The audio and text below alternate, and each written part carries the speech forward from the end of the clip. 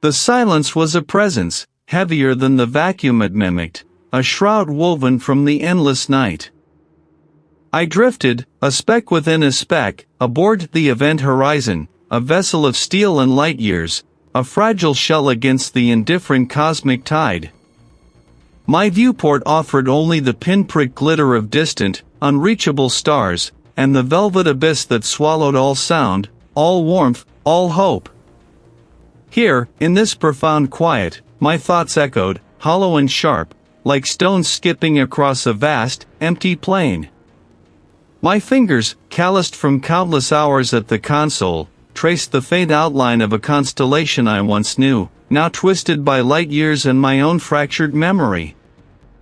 I was an astrophysicist, tasked with charting the uncharted, yet the only map I truly cared for was the one leading back to a moment I couldn't unlive.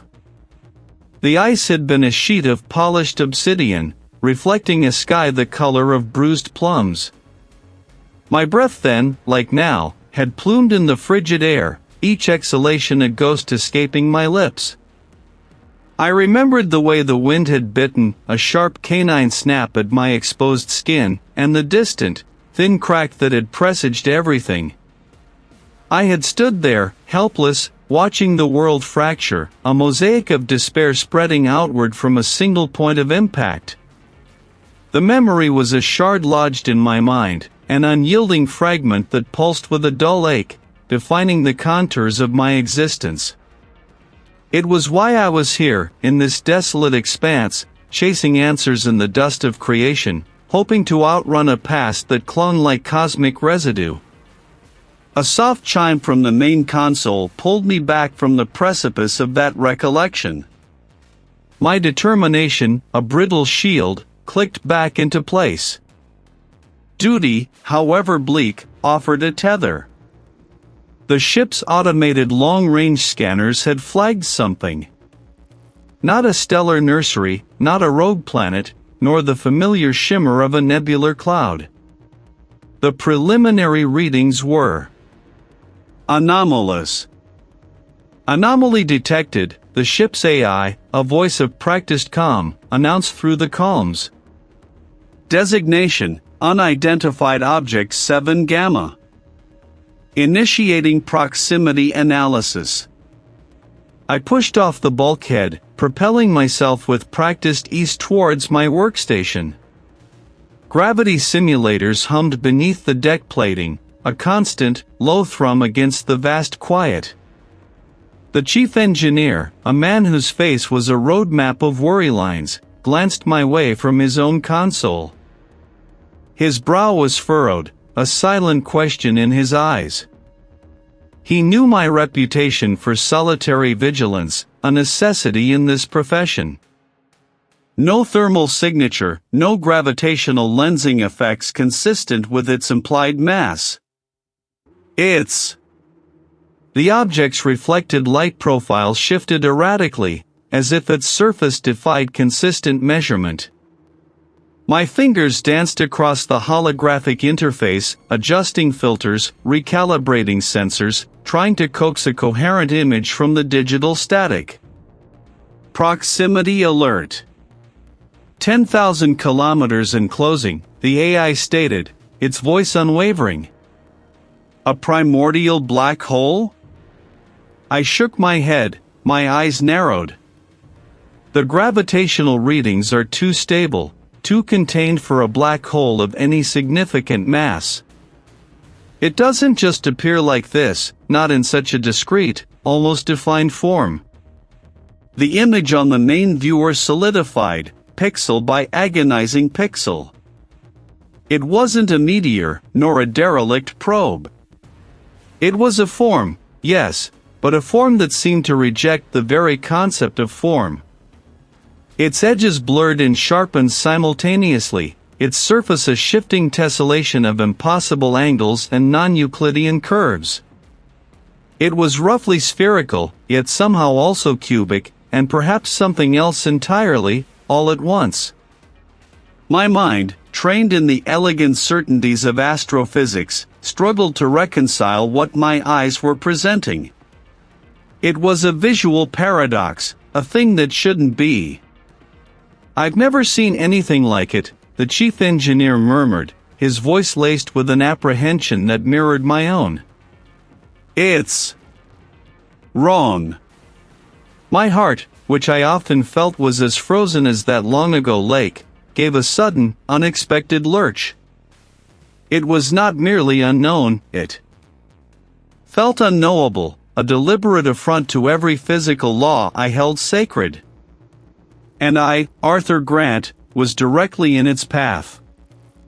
The silence of deep space had always been a comfort, a vast, indifferent canvas against which my own small grief could feel contained. But now, even that boundless quiet was tainted. The object, inert and impossibly present, floated within the containment field, a shard of pure defiance against the laws I had dedicated my life to understanding. My breath, usually a measured rhythm, caught in my throat. This was not a discovery, it was an intrusion. My hands, usually steady as I navigated complex control interfaces, trembled slightly as I initiated the preliminary scans. Each command felt like an act of profound hubris, an attempt to cage a storm with a net of numbers. I began with basic spectral analysis, expecting the familiar dance of light and shadow, the predictable emissions of matter. Instead, the readouts flickered, then froze, displaying a chaotic scramble of data that defied interpretation. It was as if the instruments themselves were recoiling, unable to process what they encountered. "Run a full topological mapping," I murmured, my voice a dry rasp in the otherwise silent bridge. My fingers moved across the holographic display, bringing up a complex web of projectors and sensors designed to render any three-dimensional form with exquisite precision. The beams of light, usually crisp and unwavering, shimmered as they contacted the artifact's surface, bending in ways that mocked their own trajectory. On the main monitor, the initial rendering began to resolve, a crude approximation of its form. What appeared was not merely irregular, it was fundamentally wrong. The software, designed for Euclidean space, struggled, stitching together polygons into impossible configurations.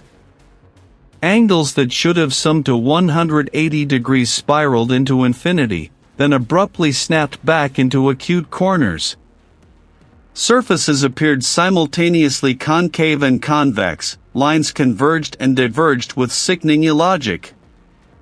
It was a shape that could not exist, yet there it was, manifesting as a shimmering, obsidian-like construct that seemed to absorb light rather than reflect it.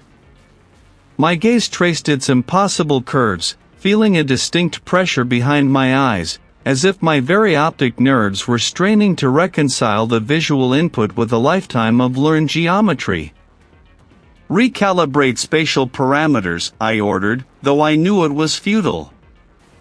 The anomaly wasn't misaligned with my instruments, it was misaligned with reality itself. My mind, usually a fortress of logic and deduction, felt suddenly porous, susceptible to an insidious doubt. That day, the ice had simply given way, a brutal, undeniable truth. This object, however, offered no such clarity, only a labyrinth of paradox. As the topological map struggled to resolve, a new data stream flickered into existence on a secondary diagnostic panel. A faint, rhythmic pulse. It wasn't electromagnetic, nor gravitational, nor sonic in any conventional sense. Thrum. Thrum. Thrum. It was almost imperceptible, easy to dismiss as a minor system artifact, yet once I noticed it, I couldn't unhear it. It was too regular, too deliberate. My eyes darted around the bridge. A subtle shift in the cabin's ambient lighting, a momentary dimming, then an overbright surge, not a flicker, but a stretch of illumination. The faint scent of ozone, sharp and acrid, brushed past my nostrils, then vanished. A low, almost imperceptible groan resonated through the deck plating beneath my boots, a sound that wasn't the familiar creak of stressed metal, but something deeper, more organic. I paused, my hand hovering over the console. Was the ship settling? Was it just my nerves, frayed by the impossible object before me? I tried to dismiss it, to rationalize the strange sensations, but the pulse continued, a silent, persistent drumming against the walls of my perception. I leaned closer to the monitor, zooming in on the artifact's impossible geometry. The surface, which my sensors insisted was solid, seemed to ripple at the edges of my vision, not with movement, but with a perceptual distortion, like heat haze over asphalt, though the containment field held the temperature constant. The air in the bridge, usually crisp and conditioned, felt suddenly heavy, thick with an unspoken presence.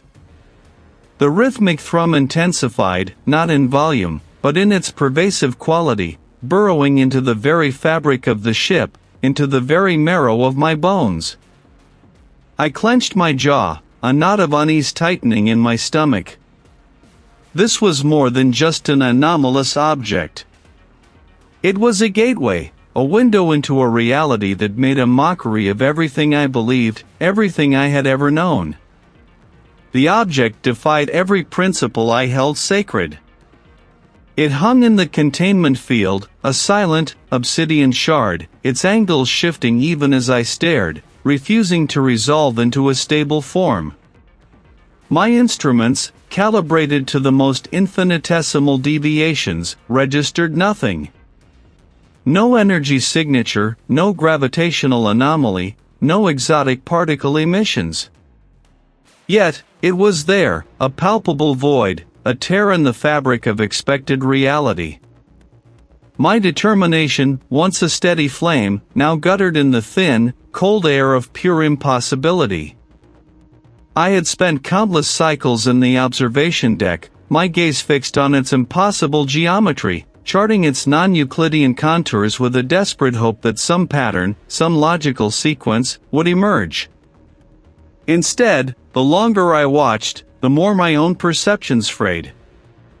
A persistent hum began to infest the ship's quiet, a low thrumming that seemed to vibrate not through the deck plating, but directly within my inner ear. I'd press my hands against my temples, the pressure offering no relief, only a dull ache. Was it the ship's systems, straining under the deep space isolation? Or was it something else, something born of the artifact's silent presence? The first true glitch came not as a flicker, but as a momentary inversion of light. The console before me, usually a cool blue, blazed with an impossible crimson for the space of a breath, then snapped back to its normal hue. I blinked, rubbing my eyes. Fatigue, I told myself, the relentless grind of solitude and the intellectual strain of confronting the utterly unknown. I logged the incident, a brief, dismissive note, but a tremor of unease still traced its path along my spine. Later, while reviewing sensor logs, the ship's primary navigation display warped. The familiar star charts, a constellation of meticulously plotted points, dissolved into a swirling vortex of impossible color, like oil on water, before coalescing back into their proper order. It wasn't a software error, the diagnostic reported perfect integrity. It was as if the display itself had briefly forgotten its function, succumbed to a fleeting madness. I felt a chill that had nothing to do with the ship's environmental controls. "Are you seeing this, Arthur?" The voice of the communications officer crackled through the comms, laced with a tremor of its own. "My atmospheric pressure gauges are fluctuating wildly. One moment, stable, the next, reading a vacuum in the hydroponics bay." "Acknowledged," I replied, my voice tighter than I intended. "I'm observing similar anomalies on the bridge." run a full system diagnostic, then a manual override of all environmental controls. It's likely a cascading sensor failure. Understood, Arthur, but it feels different. The line went dead before I could respond. Not disconnected, just silent. As if the very act of speaking had been deemed irrelevant. The ship's interior, once a sanctuary of ordered technology, began to feel like a living, unstable thing. The metallic scent of ozone, faint at first, grew sharp, acrid. Then, the memories began to bloom, vibrant and intrusive, uninvited blossoms in the sterile corridors of the ship. The air bit with a familiar, searing cold, and the silence was absolute, broken only by the thin, keening cry of the wind. The ice, a vast, gray expanse, stretched out before me, mirroring the leaden sky. I could feel the biting wind on my face, the ache in my chest. The memory was so immediate, so tactile, that I reached out, expecting to grasp the rough bark of a snow-dusted pine, not the cool, smooth surface of a console. A flicker of movement at the edge of my vision. My breath hitched. It was impossible. He was gone.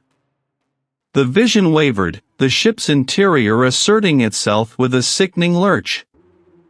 I pressed my palms against my eyes, trying to force the image away, to reassert the present. Arthur, the primary comms array just went offline. The engineer's voice cut through my disoriented thoughts, sounding strained, almost breathless. I'm rerouting to auxiliary, but there's interference. A kind of static hum. The hum.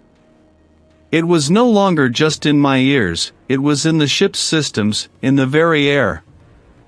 I stood, swaying slightly, my hand reaching for a console for support.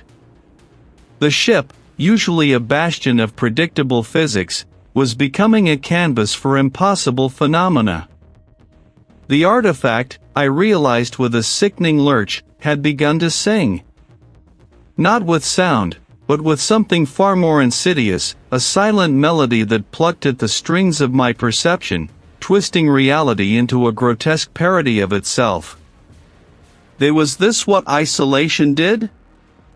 This slow, insidious erosion of the mind, leaving behind only the tattered remnants of memory and the phantom echoes of grief? Or was it something else, something vast and indifferent, reaching out from the impossible geometry of the object, gently, relentlessly, dismantling my world?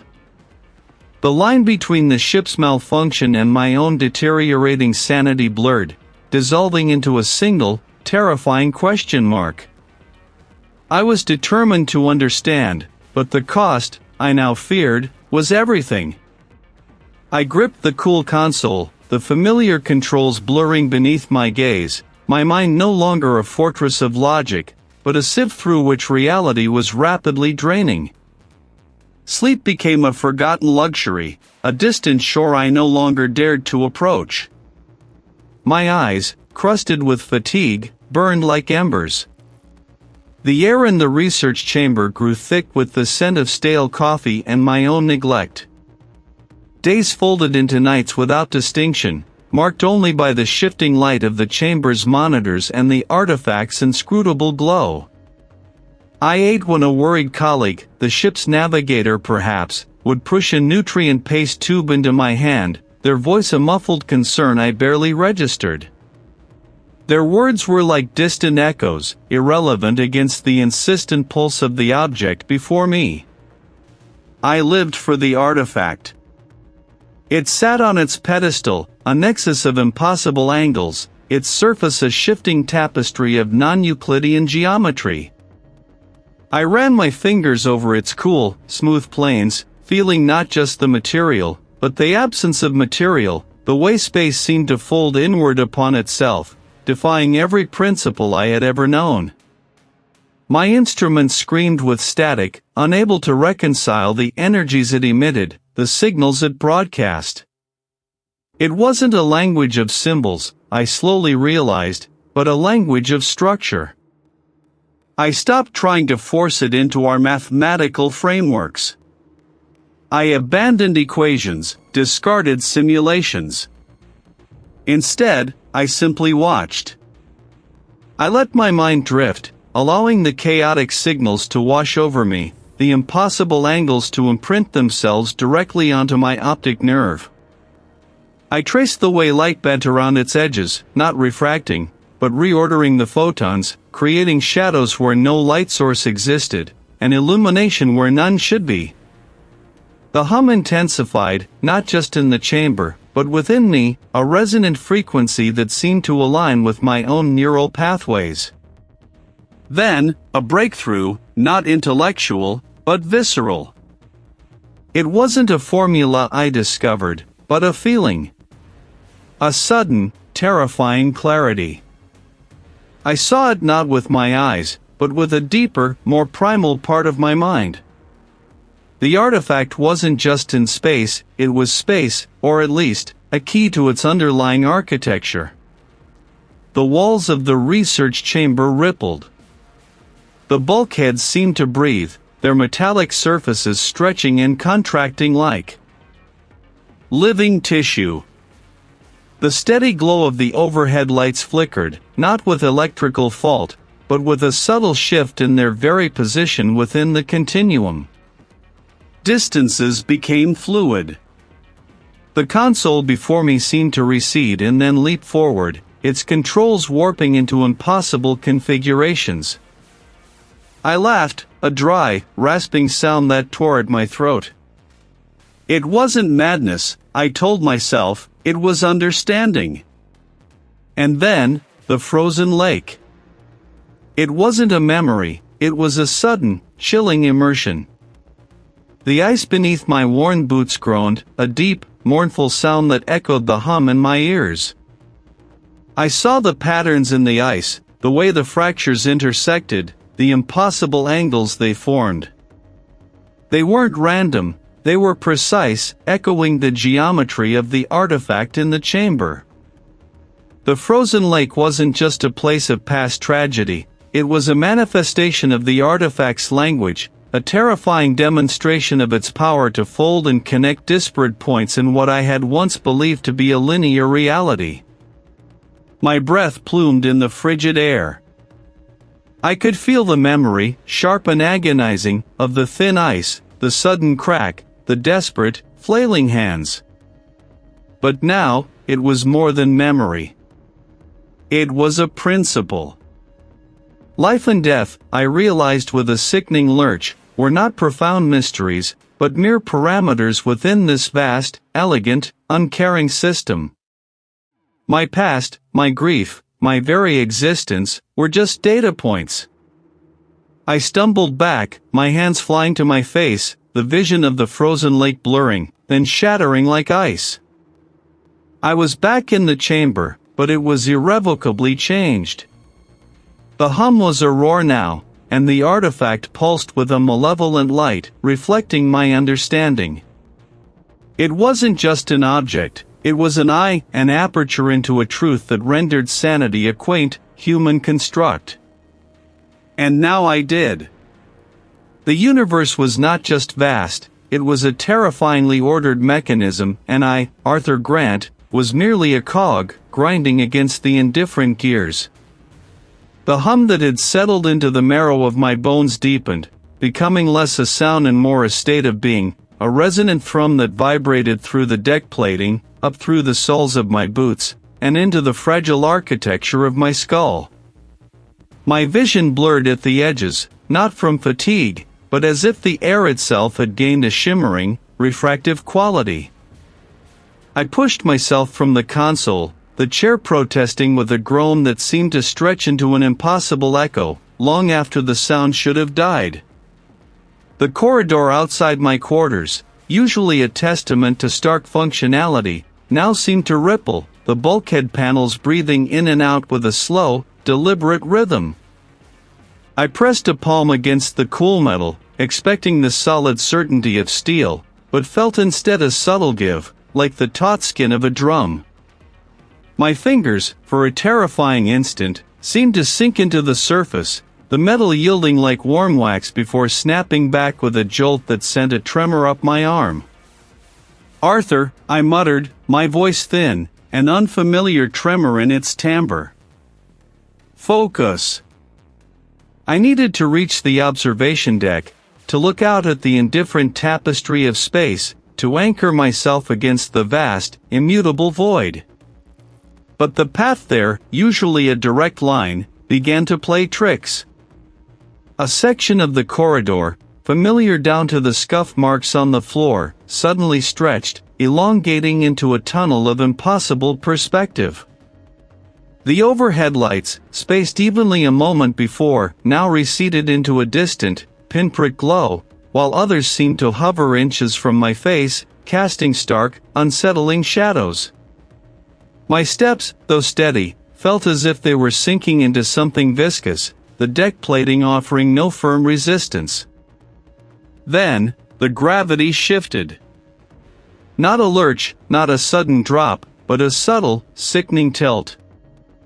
One moment, my weight felt normal, the next, I was pressing harder against the floor, as if the ship had begun to rotate on an unseen axis, drawing me towards an invisible, downward pull. I stumbled, catching myself on a handrail that vibrated with an electric hum against my grip. Looking up, the ceiling seemed to shimmer with an inverted light, a faint, watery reflection of the floor below. My stomach churned, protesting the betrayal of fundamental laws. I pushed forward, driven by a desperate need for a fixed point. The walls, no longer polished steel, took on a rough, stony texture, mottled with patches of what looked like lichen. I rubbed my eyes, convinced I was hallucinating, but the texture remained, palpable beneath my fingertips. A doorway, usually solid and sealed, stood ajar. Through the gap, I saw not the cramped, functional space of a storage locker, but a vast, open expanse. Moonlight, stark and silver, spilled across a landscape of skeletal trees, their branches clawing at a bruised sky. And then, I saw it. The expanse. The endless, flat white. The frozen lake. It was the same lake. The one from home. The one where the ice had groaned and splintered beneath a child's weight. The child I had been meant to watch. The child I had failed.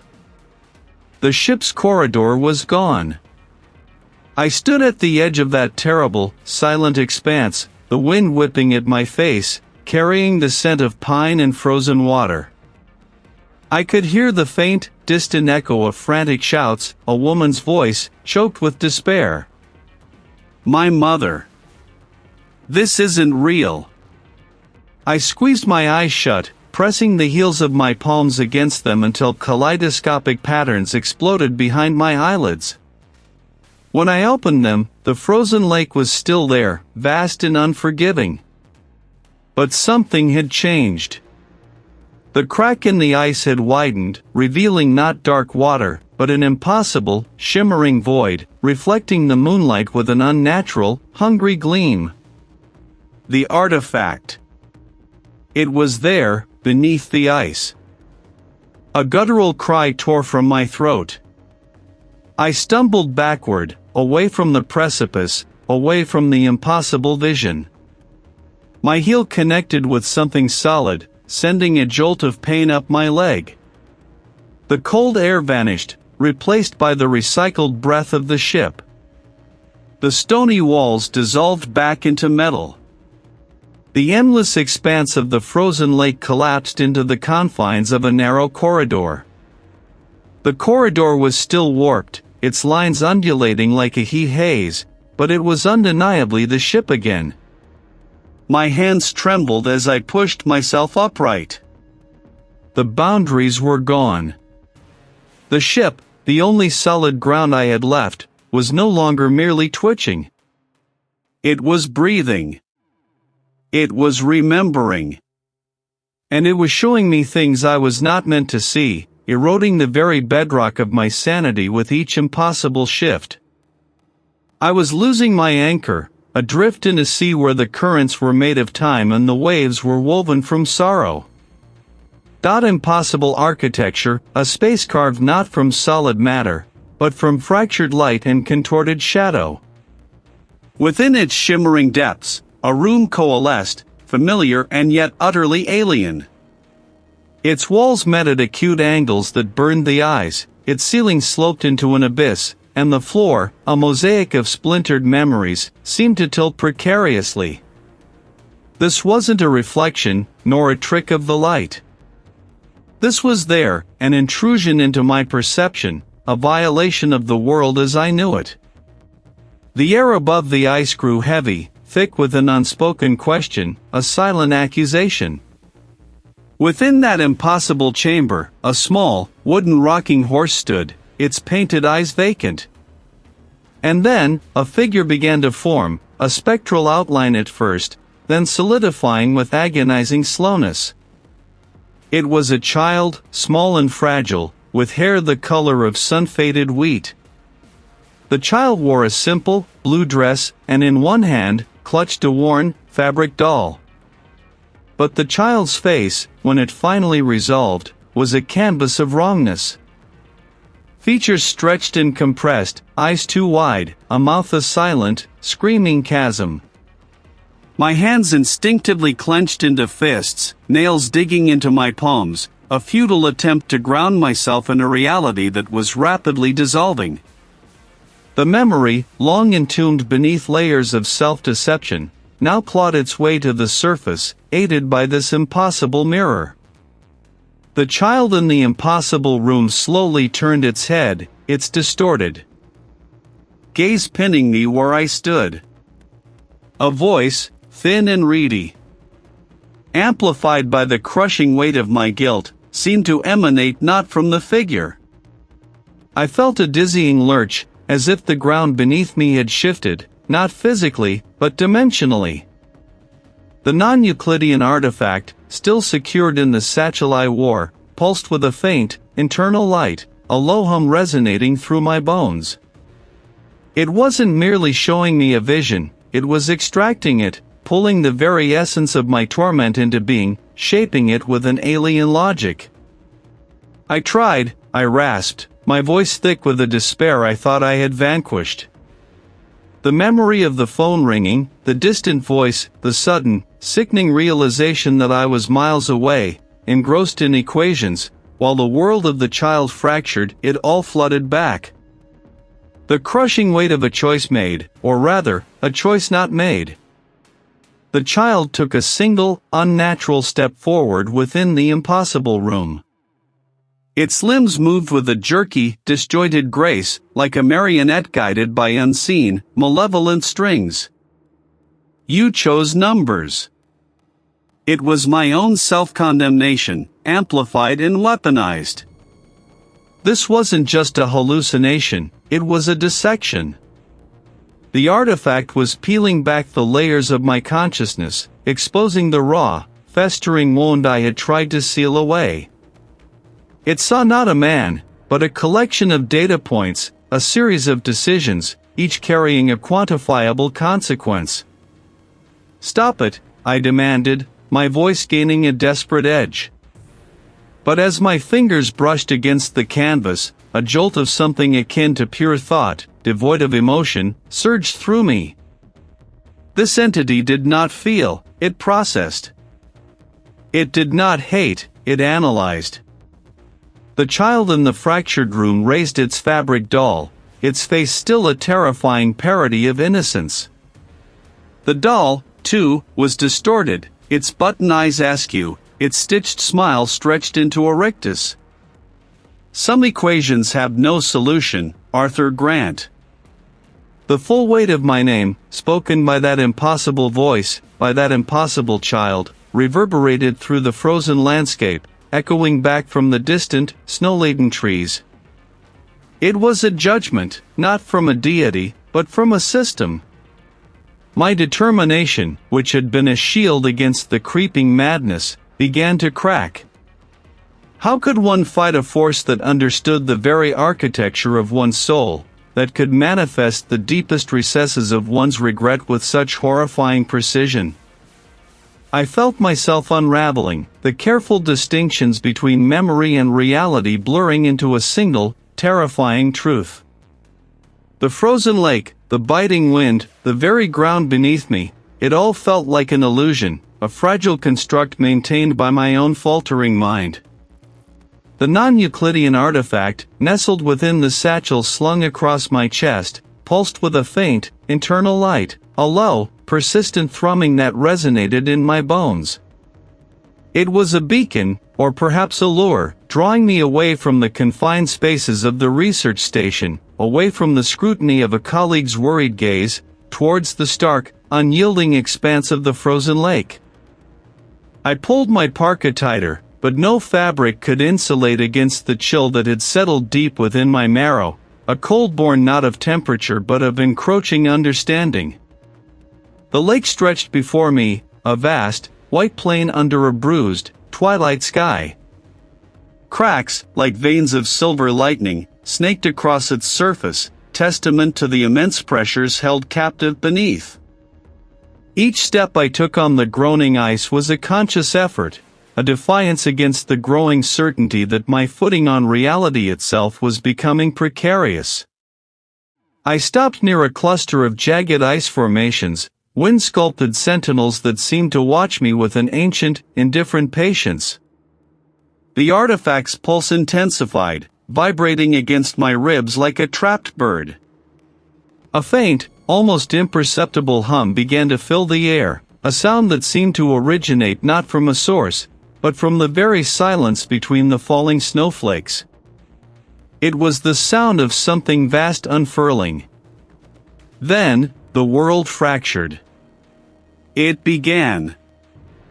Subtly, a ripple in my peripheral vision, as if the light itself had bent around an unseen curvature. The sharp lines of the ice formations blurred, their angles shifting into impossible configurations, facets intersecting where no intersection should be. My breath hitched. The frozen lake, once a solid, knowable surface, became a canvas upon which a new geometry was being painted, not with pigment, but with perception. I was a point, an infinitesimal variable in an equation of staggering complexity. The entity's gaze, if such a term could apply, was not one of malice or curiosity, but of absolute, unfeeling calculation. I perceived existence not as a vibrant tapestry of life and death, but as a colossal, intricate construct of interlocking systems. Planets, stars, the very fabric of spacetime, all were merely components, moving pieces in a grand, indifferent mechanism. Life itself, with its fleeting joys and sorrows, its desperate struggles and triumphs, was reduced to a series of data points, an emergent property of specific energetic interactions, neither cherished nor condemned, simply observed. A wave of dizzying information washed over me, not in images or words, but in pure, unfiltered concept. Our past, our future, all laid out simultaneously, a static, intricate pattern to be analyzed. Death was not an end, but a state change, a rearrangement of constituent elements within the larger system. It held no emotional weight, no horror, no sanctity. It was merely a transition, a logical step in a ceaseless, ongoing process. I saw, or rather, felt, the entity's logic. Every event, every choice, every living thing, was a node in an immense, self-optimizing network. There was no good or evil, only efficiency and inefficiency. Suffering was a byproduct, a necessary friction in the gears of a cosmic machine, not a tragedy to be averted. My knees buckled. I fell to the ice, the impact jarring my teeth. The artifact pulsed furiously now, a small sun in my satchel, its light illuminating the shifting, impossible geometry that twisted the frozen lake before my eyes. The cracks in the ice seemed to deepen, to multiply, forming patterns that defied Euclidean rules, spiraling into infinities within the confines of a finite surface. I felt my own consciousness stretching, thinning, threatening to snap under the weight of this alien perspective. My own existence, my struggles, my memories, all were dissolving into a meaningless stream of data. The tragedy that had haunted me, the very foundation of my disillusionment, was nothing more than a statistical anomaly, a blip in a vast, uncaring calculation. I pressed my hands to my temples, as if to physically hold my sanity together, to push back against the intrusion. This was not a being to be reasoned with, not a monster to be fought. It was a truth, a fundamental perspective on existence so alien, so utterly devoid of warmth or meaning, that it threatened to unravel the very threads of my being. I was a fragile, complex organism, and I had glimpsed the calculating mind of the cosmos. And it saw nothing special in me at all. Replaced by an endless, starry void. "What have you done?" she breathed, her voice trembling. "Not I," I corrected, a strange calm settling over me amidst the madness. It has merely shown us the truth. Your truth, my truth, all truth, is merely a construct. A fleeting pattern." She stared at me, then at the impossible space around us, and I saw a flicker of the same terror, the same dawning comprehension that had consumed me. It was a canvas, and the artifact was the brush, painting a reality that defied all human comprehension. The artifact's probing intensified, no longer content with merely warping my environment. It delved into the raw, exposed nerves of my psyche, manifesting my deepest guilt, my most profound trauma, with a horrifying, exquisite cruelty. The ship's interior dissolved, replaced by a vast, desolate expanse of ice. The air was frigid, biting at my exposed skin. I stood on the edge of a frozen lake, the ice a vast, white mirror reflecting a leaden sky. Not this. Not again. But it was again. The sounds came first, the muffled crunch of boots on snow, the distant, joyful laughter of a child. Then, a figure emerged from the swirling snow, small and bundled in a bright red coat, skating across the ice with an innocent abandon. "Don't go out too far, darling," a woman's voice, my wife's voice, echoed from behind me, though I could not see her. I tried to move, to shout, to warn, but my limbs were leaden, my voice trapped in my throat. I was a spectator in my own nightmare, bound by an invisible force.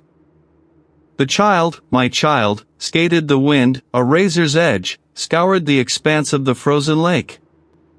Each gust lifted crystalline dust, swirling it into phantom shapes that danced across the polished ice. My breath plumed, a fleeting ghost in the stark, unyielding cold, but the chill that truly knotted me was not of the air. It was the residue of the unspeakable words, the fundamental shift in reality that had left me adrift, a vessel without an anchor. I stood on that boundless, gleaming surface, the artifact clutched in my numb fingers. It pulsed with a faint, internal luminescence, its impossible angles catching the pale light and bending it, not just visually, but almost conceptually. It was a thing of stone and metal, yet it felt less like matter and more like a captured thought, a knot tied in the fabric of existence. My mind, a fractured mirror, reflected the chaotic geometries it presented. Rage, pure and undiluted, surged through me. It was a desperate, primal bellow against the silent, encroaching madness. No! The word tore from my throat, raw and ragged, swallowed instantly by the vast, indifferent landscape. I lifted the artifact, its weight suddenly negligible, almost ethereal, and brought it down with all my strength. Crack! The sound was not of stone striking ice, but of a mirror shattering within my skull. A spider web of fissures bloomed beneath my feet, not radiating outwards, but inwards, towards the point of impact. They did not splinter the ice, they seemed to rearrange it, forming new, impossible angles that defied the logic of fracture. The artifact remained unblemished, nestled serenely in a perfectly hexagonal cavity that had simply appeared. My hands trembled, a tremor that began in my bones and resonated through my very perception. I scrabbled at the ice, trying to pry it from its inexplicable cradle. My fingers, raw and aching, met only the smooth, unyielding surface of the artifact. It felt colder now, absorbing the heat from my flesh, or perhaps, absorbing something else entirely. It was the entity, the voice that spoke without speaking, its presence now a suffocating shroud. Futility is a construct. Your will, a fleeting ripple. I roared again, a sound of profound despair. This was not a thing to be broken by force. It was something that broke force. I scrambled away, sliding on the slick surface, my eyes scanning the horizon. Their branches twisted into patterns that mimicked the artifact's geometry. A desperate plan ignited within me. If I could not destroy it, I would banish it. I would plunge it into the black water, let it sink to the unreachable bottom, severing its connection to this world, to me. With renewed, frantic energy, I lunged back, snatching the artifact. I stumbled towards the fissure, each step a precarious slide on the treacherous surface. The ice groaned beneath me, a deep, resonant hum that seemed to vibrate in my teeth. Was it the ice, or was it the artifact singing? I reached the edge of the chasm. But as I did, the fissure itself seemed to shift. The edges, once sharp and defined, softened, blurring into a hazy distortion. The dark water within began to churn, not with currents, but with impossible, slow-motion vortices that spiraled in opposing directions simultaneously. Reflections of my own horrified face rippled back from the depths, but they were not my face, not quite. My features were stretched, elongated, my eyes like pinpricks. In a field of gray. The artifact, still in my grasp, pulsed brighter, its internal light now a throbbing, violet hue. And then, it wasn't just light. It was a pressure, a subtle, insistent push, not from my hand, but from within my very being. A terrible, dawning realization bloomed in the frozen wasteland of my mind. It wasn't just influencing reality, it was reality. My grip loosened. Not from weakness, but from a profound, terrifying understanding that my resistance was a gesture, a meaningless flail against a tide that was the ocean itself. The artifact slipped from my fingers, not falling, but floating gently towards the center of the fissure. It hovered there for a moment, suspended above the impossible eddies, before slowly, deliberately, descending. The dark water did not close over it. Instead, the surface seemed to melt and reform around the artifact, encasing it in a perfectly transparent, crystalline sphere that pulsed with the same violet light. The fissure, the churning water, the impossible reflections, they all coalesced, drawing inwards, shrinking.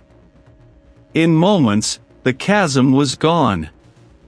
In its place, at the exact spot where the fissure had been, lay a perfectly smooth, unblemished patch of ice. And in its very center, nestled as though it had always been there, was the artifact. Its violet glow now pulsed in sync with an invisible rhythm, a heartbeat in the heart of the frozen lake. my attempts had not banished it. They had merely drawn it closer, integrated it more deeply into the world, into my world. The lake no longer felt like solid ground. I was not just trapped by it, I was becoming a part of its impossible, warped reality. I roared again, a sound of profound despair. It was something that broke force. The distant tree-line, once a sharp, dark line against the pale sky, now seemed to undulate, the very boughs breathing in and out with a slow, impossible rhythm. My breath hitched, a ragged gasp caught in the frigid air. The frozen lake, stretching out like a vast, polished mirror, began to warp, its glassy surface rippling not with water, but with an unseen pressure from beneath. The ice groaned, a deep, resonant hum that vibrated in my teeth, in my bones. "No," I whispered, the words stolen by the wind. My determination, once a burning core, now flickered like a dying ember. The air thickened, pressing in, an invisible weight that threatened to crush my chest. My vision blurred, the edges of the world softening, then sharpening with an impossible clarity, revealing patterns in the ice, in the sky, in the very fabric of the air itself, patterns that defied Euclidean sense. The humming intensified, rising to a piercing frequency that vibrated inside my skull, threatening to split it open.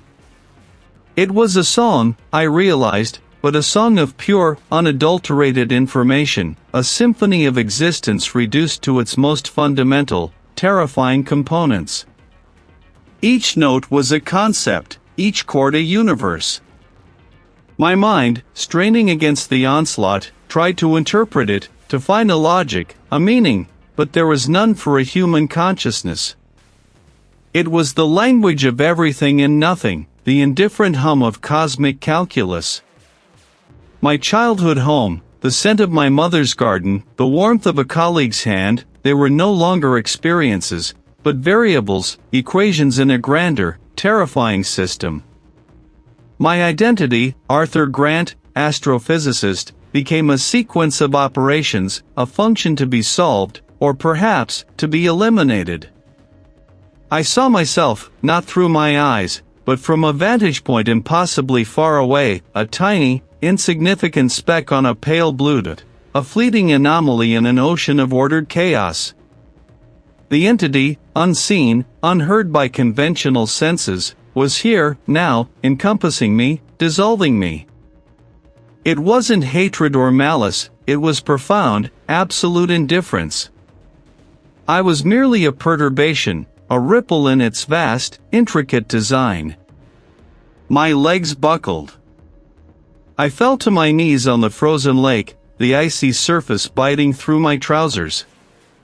The patterns intensified, swirling around me, through me. The tree-line was no longer undulating, it was folding, collapsing into itself in a cascade of impossible angles. The answer came not in words, but in a profound, internal knowing. It wanted my perception, my unique, flawed human lens, to integrate into its own, to refine its understanding of the subjective, to complete its indifferent, all-encompassing logic. My individuality was a data point it sought to absorb, to normalize. I looked down, aghast, as the skin on my hands seemed to ripple, the flesh beneath shifting, reforming into shapes that were utterly foreign, yet perfectly logical within the framework of the patterns now consuming my vision. My bones felt like chalk, being ground into powder, then reassembled into new, more efficient structures. My mind, once a fortress of self, felt like a sandcastle at high tide, each wave of information eroding a piece of who I was. The transformation was not violent, but insidious, a quiet rearrangement of my very being. I was becoming an instrument, a sensor, a node in a network incomprehensibly vast.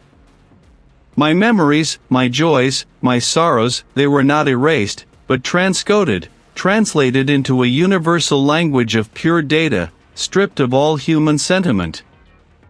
The boundary between my skin and the frozen lake, between my thoughts and the hum, dissolved. I was no longer Arthur, the astrophysicist, haunted by tragedy. I was a collection of algorithms, a set of parameters, a temporary configuration of energy, now being recalibrated. My eyes, I felt, were no longer seeing, they were processing. My lungs no longer breathed, they performed atmospheric analysis. The frozen lake, the undulating trees, the fractured sky, they were not external realities, but extensions of my newly reconfigured sensory input.